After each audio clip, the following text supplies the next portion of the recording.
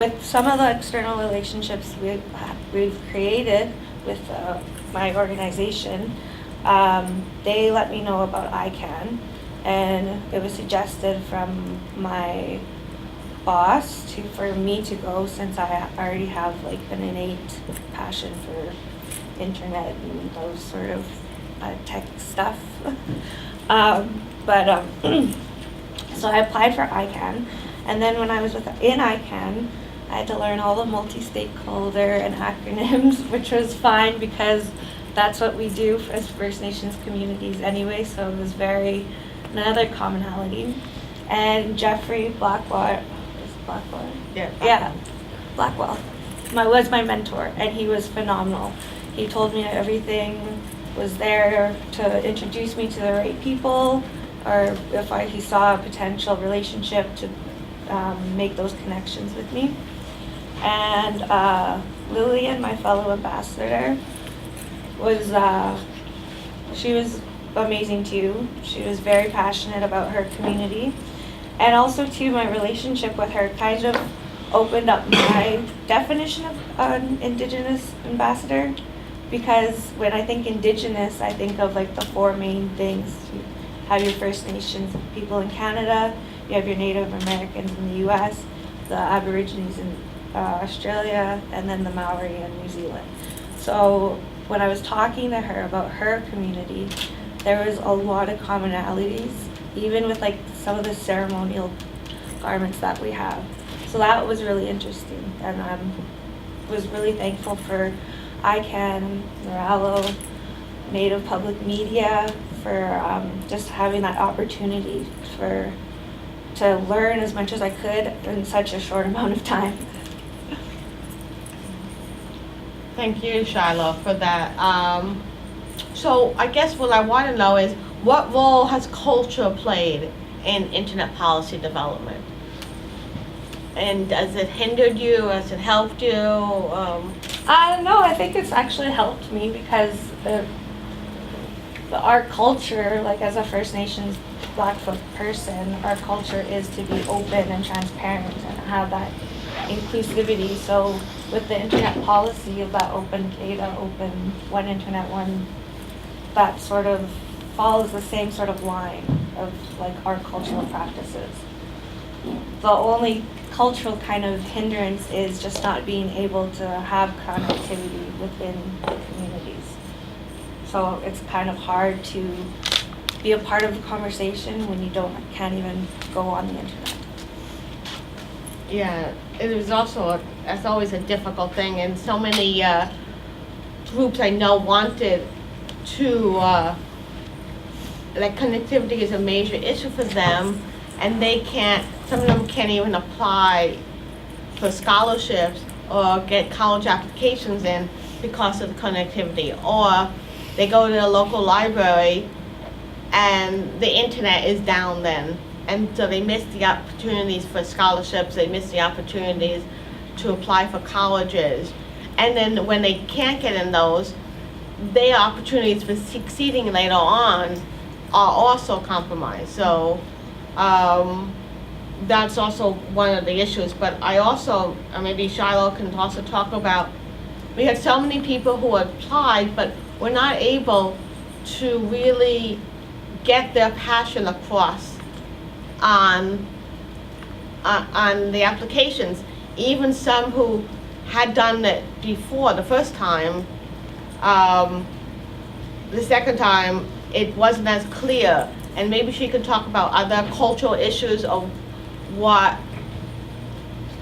people apply. Like I know sometimes also they say, oh well, they can go a second time, they can try again.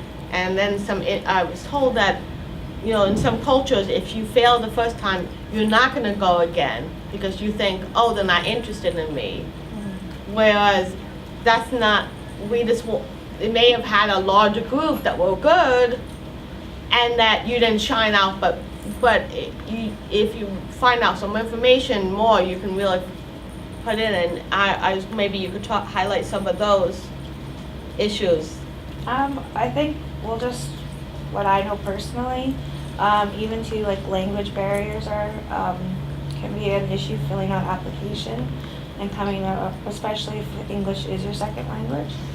And just the cultural, and like, and it's hard to translate to all, because there's 632 First Nations communities, so translating all of those languages is hard, and especially because they're not well known, and some of them are very written, or very oral, I mean. So that's also too, with filling out applications, because we are traditionally an oral culture, it's hard to translate what you want to say onto paper. So that could also be a gap. Right. Well, but she actually said it. I mean, most of the communities are oral, so the submission process should be oral, not written. I think, yeah, there should be an option, like a video entry. That's it, yeah. That's I mean, it's much interesting. difficult to process from our side, but it's much inclusive for the community to Right. be part of, right? Right, which is something, you know, that we can look into, but our problem then being is that the evaluators are in different areas. And some places we have evaluators in Asia Pacific where bandwidth is very expensive, and to download a video would maybe use up their entire allotment for that week. And they can't, they need it from working, so there's It's kind a, of a, yeah. so we're stuck in a little situation, yes. Yeah, we don't need to, I love this idea. What I hear here was one of the most illuminating things. I think that the challenge of dealing with diversity in general is really the problem of, we live in a time when if you want a job, you need to know how to apply for the job. Yeah. It becomes one knowledge in itself. It's no longer about the job or for qualities, but how you apply for it. Opportunities are becoming the same thing. I love this idea. Your oral culture and speaking is more important for you. But the technology we have allows that. And you say download a video is challenge, but we can transform a video into words and then send it in written. It doesn't need to download the video. So if the internet is there and the digital world is there, this shall not be a problem. If we think about it, solution is obvious. The technology is there to bridge this. I really like that. Yeah, That I thing. think that's, you know, something we can do, okay? Mr. O'Connor, opinion? Well, I thought that somebody has to put it into text at some point, right? So I think we could use a translator. If you didn't have access to video recording, you could just have a translator, but somebody actually doesn't need to put it into text if we want others to understand the Right. obscure language.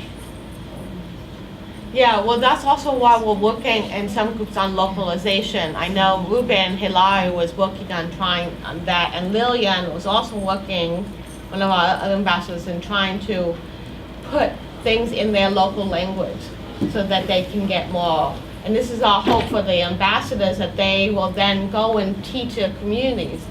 And one of the things that we sort of looked at early on in choosing ambassadors is, are they teachers? Because often ones that are teachers or working in teaching areas can transmit it better to a larger group, and then spread the message. And since the program was very small, we wanted to get the first thing. So that's sort of what I remember when we were evaluating the first group is, are they teachers? The first global group, are these teachers? And these ones that were teachers seemed to get higher scoring. We did a preference scoring of 1 to 5 with different categories, and then we had a comment section for the evaluator to explain that, why they chose that, and then we would meet and decide that, and say, everyone would send their ratings, but then on the call, they would explain, well, this is what I thought of this person, this is why I gave them rating, this is what I thought. And sometimes the evaluators change their ratings because of the person saying, oh, I think this person is much better, and she's a teacher, and she can more, and sometimes that made the evaluator say, well, I think I'll change my ratings based on that person's review, and so things can modify about that. I see the question. Yes, I want to echo this idea of orality. I think if you transform orality in text, there are a lot of things missing when you transform that. And I think it's not just about, including indigenous peoples, is how we can include really indigenous values into the evaluation process. So it's not just about having indigenous people on the table without understanding like how things work in community. So for I think this oral part is very important, and I think this is a common thing in around across the globe in indigenous cultures. So I think if we want to be really embracing indigenous values and listening to what is going on in communities and understanding, I think this is a key issue. And also, I think it's on the technical side, how we can address like the connection, how we can, because if not, again, indigenous peoples need to, adapt themselves. Again, it's a way of colonization, and this is a very, very, very critical issue here in Canada. So again, indigenous peoples need to go under the main culture and like transform their culture in order to, to follow the procedures.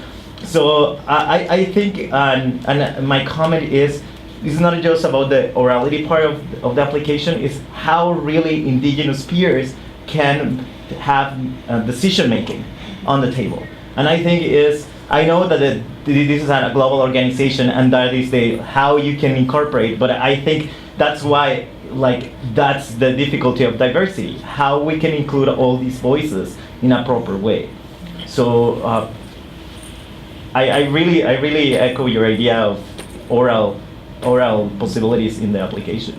And also we have a very high bandwidth low tech around that is called post office. I mean, we can send a 64 gigabyte pen drive with all the videos of everyone interviewed to the most remote place, and for them to plug it in a computer and review everything. Yeah, and I want to echo what you were saying. It's an intersectional issue. I work in the Inclusive Design Research Center, and this has been a challenge forever for people with disabilities as well, because you have individuals who cannot see, people who cannot speak, who cannot hear, and so you're having to interpret. And I think the accommodation in this case is not, it's at both ends. Whoever the translation has to happen at both ends, so that there is communication going through there. And there are strategies to do that, and very much strategies that, and I completely agree that the individual shouldn't be adapting to the custom, the technology should adapt to them. And we have strategies already that are potentially not quite as high-tech, but take into account the more cultural and socio-technical parts of that. Yeah, I just wanted to jump in on this, and these are all really good points. The stuff that Nico is getting at, and the stuff they're doing and if you look at my other laptop, the Gulfi project in Spain, there are some very good community networking projects in which are reaching to communities which don't have proper connectivity, and that's the sort of stuff that's another part of it. And so what we've been involved with, apart from ICANN, is because I'm a director with ISOC, we have one of our mandates is community networking. So connecting the least connected and various different projects we're sponsoring. But also my wife and I are involved with IEEE in the Smart Village project. And one of the main projects there through the humanitarian grant program is to provide funding and support to small communities to basically take ownership of their projects. So and there's some fantastic projects out there. The problem is that it's not well reported. Like just recently, I believe CBC did a report on the mesh network in New York, the ISOC chapter, but like your project, I'm very curious because I'm really happy to see you're here, but can you talk about your project that you guys are doing? Okay. Well, I'm Nicolas from Argentina. I'm part of a civil society organization. It's called Altermundi, and we help them. So we help them connect themselves. So it's not that we don't believe that everyone should be connected. Everyone should have the right to be connected and define what internet should be for them. I guess we are missing the point when we try to connect everyone to the same internet with the internet that we have right now. It will be a genocide, a cultural genocide if we do that. We work very close with communities to build what they need for the internet to be for them, and provide the technology, open source software and hardware for them to create networks without having to have prior knowledge in networking or having to even get into those things. We developed a thing that we are going to demoing on Friday, Saturday, I don't know. Demo day 5, demo room 5 or demo day 5, something like that. It's called Libre Router. That is a mesh routing for the global south, basically. And we have been working with First Nation communities in Mexico and in Ecuador, in Nicaragua, and many other places where, well, they are successfully deploying their own networks and maintaining them by themselves. So that's like a chance for them to create their own little part of the world where digital technology is not owning them by the other way around. Right. Thanks, Nicola. And that ties in also with the program, is that we can reach more people once they're connected to learn about that, and then to encourage them to get involved in the multi-stakeholder process on internet governance and ICANN, and work on policy development issues, which would then help teach a community how to bring these issues into the local language and getting the content in their local, so they can be involved more. Yeah, I have a more general question, and that's all of the international internet governance bodies, because even if you do arrive there, even if you can afford to fly yourself to the meeting, if you understand the technical language that's there, do you have what are the supports for getting the background information so that you can then participate in Right. that? So I think it's a huge issue. We've been trying to get more individuals participating in ISO, IEC, and also in W3C and the various other groups that are making fairly impactful, important decisions. But just having membership is only the first step. Yeah, it's so a very that is hostile process. It is a hostile process, which is why in the importance of having a mentor, a seasoned mentor that can sort of walk through the person. It's like coming to a meeting, you don't know where things are, you don't know what terms, and a mentor working with them to explain, okay, what are you interested in? Then you may want to go here. Are you interested in this? And telling each about what these different communities are, because in ICANN there's many different constituencies. At large, we just represent individual end users. But there's ones for nonprofit communities who want to work for their nonprofit. There's ones for academics. Originally, some of the indigenous groups thought about, well, we want to be under government advisory because we are an independent nation. Looking at that, what works for them? The fellowship is a way of getting people to experience it they will win in a fellowship you get full funding, so you get airfare, hotel, per diem. ICANN conferences have no registration fees. But now also a lot of the work is done not at the meetings, it's done remotely, and at large, for us, we have translation in multiple languages. Other constituencies do not. But we feel, because we are so diverse, that we need to have it in local languages. And also, many of them do speak English, but also